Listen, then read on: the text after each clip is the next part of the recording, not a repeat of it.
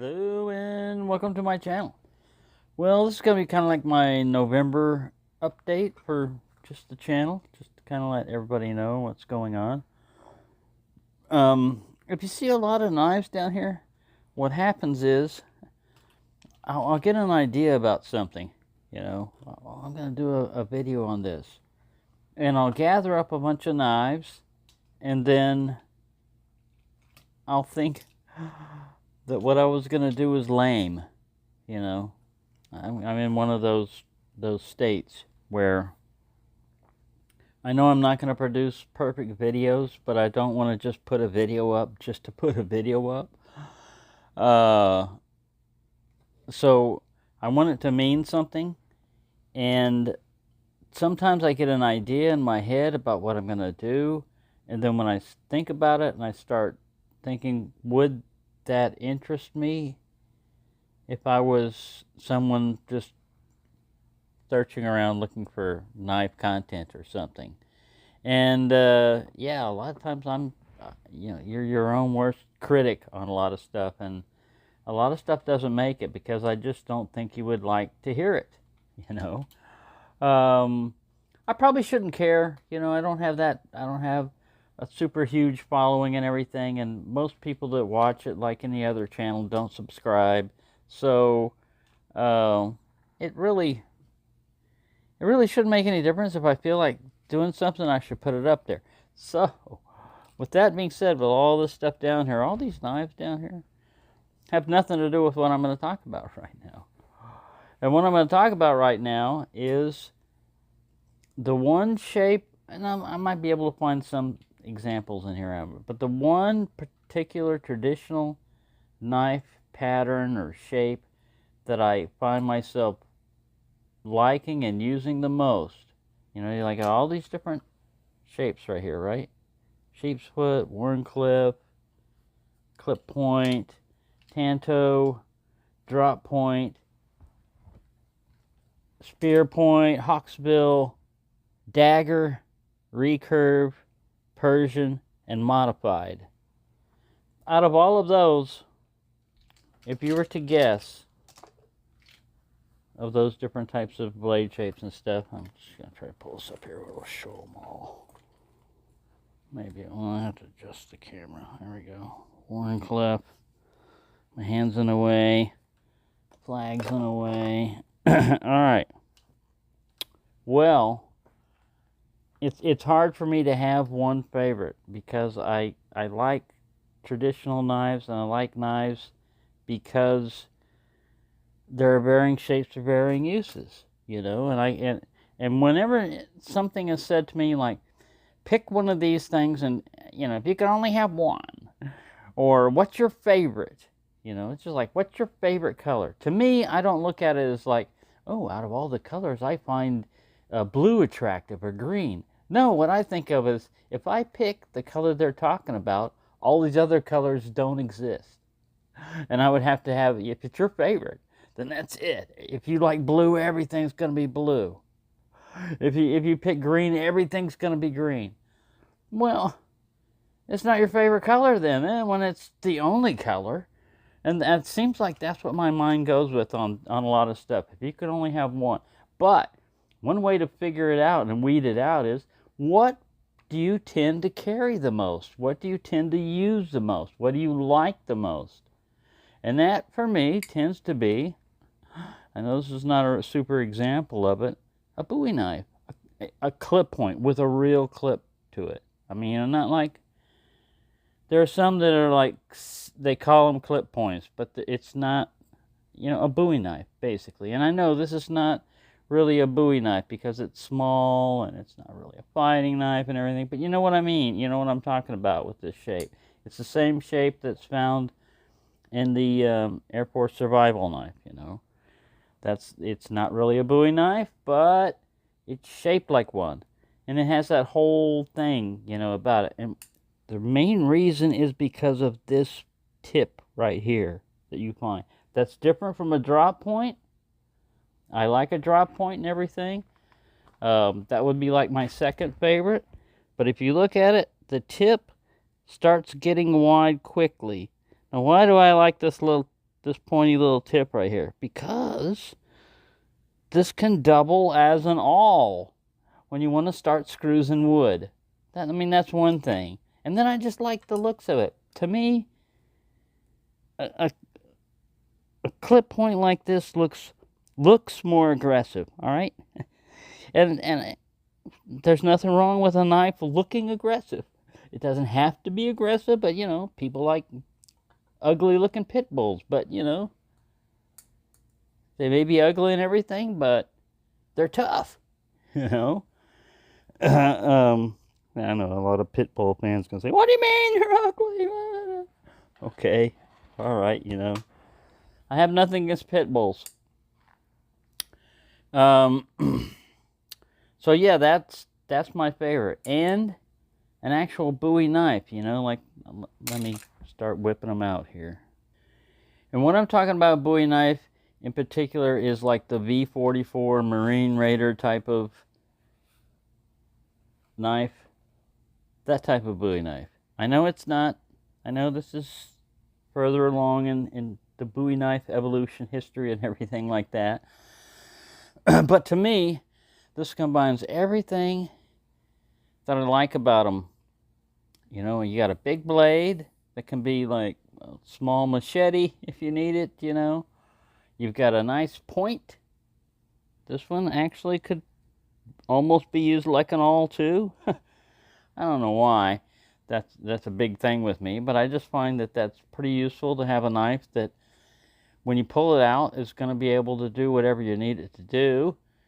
Of course, this one is a little bit large for, just like walking around with, but again, you still see the same clip point shape. Now, it's all glistening because I've got Vaseline on it to help keep it from rusting. Poor thing. But that secondary edge up there also, when you've got one of these, can be very useful if you want to do a back cut for whatever reason on whatever you want to back cut. You can't do that with a drop point because that is flat and comes down.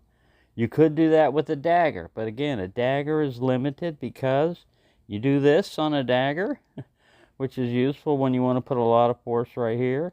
You're going to wind up with a cloven thumb. All right. So a lot of this is not, like, how practical is that, or how many animals do you skin with that, or whatever, It's not all that, It's just that there has so much history to this knife and everything, and they're so substantial that when I pick one up, I just can't help but feel good about it. It's just and when I pick up this knife, I feel good about it. Now, if the knife is too heavy for me, if it gets to be like a real, like a super monster Bowie knife that'll cleave through trees and car doors and everything, it gets to be too big and too heavy, and it doesn't feel the same to me. Then it does not feel like I could use it as a knife. It feels more like, here's a show-off piece, really. That's more what it is. It's more designed. It's losing its functionality for statistics of how thick the spine is, or something like that.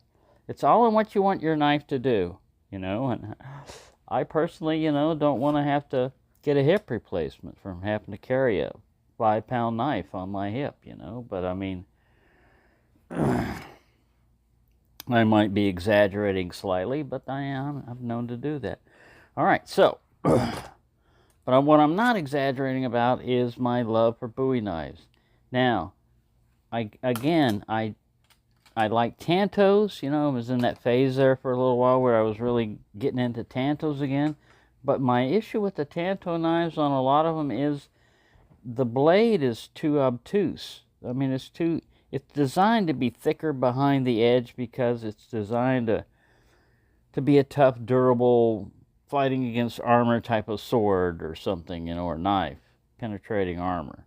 So you have to be thick everywhere. Well, then it becomes good at a armor piercing thing and less good at slicing.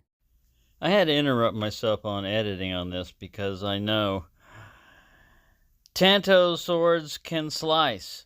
They have no problem with slicing. I found that out, even in penetration. A Tanto will not penetrate as good as a dagger or a clip point. Now, it will do well against armor. I'll give you that. It won't break as easy. I'll give you that. But as far as depth of penetration with the same amount of force being used, I think you're going to find that a dagger or a clip point will penetrate further than a Tanto. I could be wrong, and again, I often am.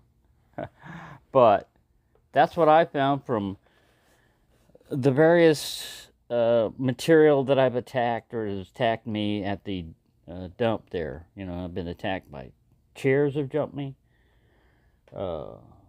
furniture, couches, all the other stuff. I've been able to fend off, their attacks through the use of the knives that I had on me at the time. And through that experience, I found that, yeah, these work better for... What does that mean in everything in all life? I don't know. It's just that I like these. I like the feel of them. I like the shape, and a lot of it cannot be explained, right? Other shapes are functional. I mean, they're functional and nice and everything. I just even though this is almost a spear point, it doesn't inspire me of anything. Yeah, it's functional. There's no real history of us, America, of us using a type of knife like this. Of course, this has been issued to the U.S. military, so I mean that's a different story.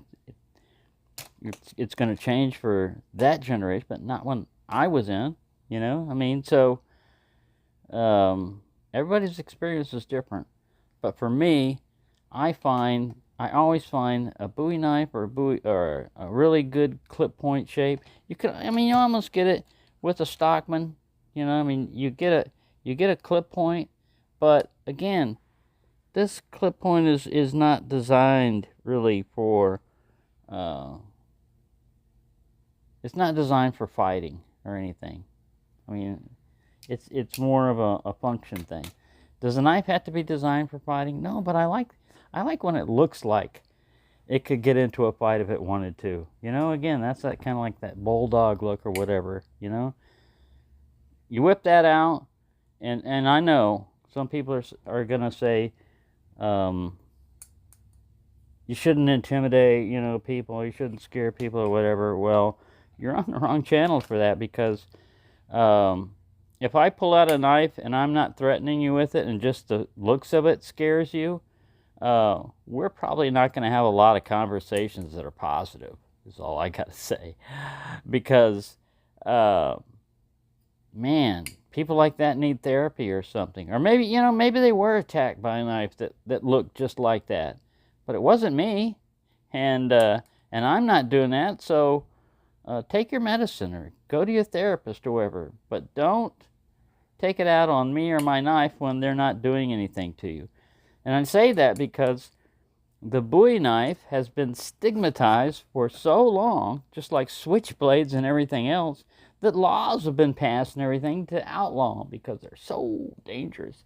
And what is the number one knife that's being used illegally?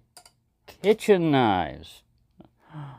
So your fear is not warranted. You should be afraid of a kitchen knife. Be afraid of a kitchen knife. Box cutters can do some damage, man. If you ever watch any of those videos like that, all it takes is a second for somebody with a box cutter in their hand to open your face up or any other part of your body. And it's so quick and so sharp that you don't notice it right away.